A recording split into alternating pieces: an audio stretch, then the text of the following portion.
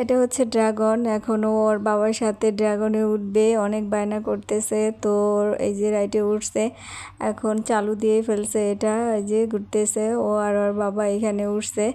তো এই যে আমাকে একটু পর পর বলতেছে আম্মু হাই। আর এটার জন্য আসলে টিকিট নিতে হয়, একটা বাচ্চার সাথে একটা গার্ডিয়ান ফ্রি। তো এইভাবেই এখন সবাই, আর আজকে শুক্রবার ছিল কিন্তু অনেক মানুষ তেমন একটা ছিল না। তো আমাদের জন্য ভালোই হয়েছে, বেশি একটা ভিড় ছিল না।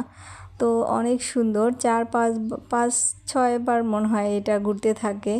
অনেকবারই এটা ঘুরতেছিল, দেখলাম ভালোই, মানে অন্য জায়গার থেকে আমার কাছে মনে হয় এটা বেটার।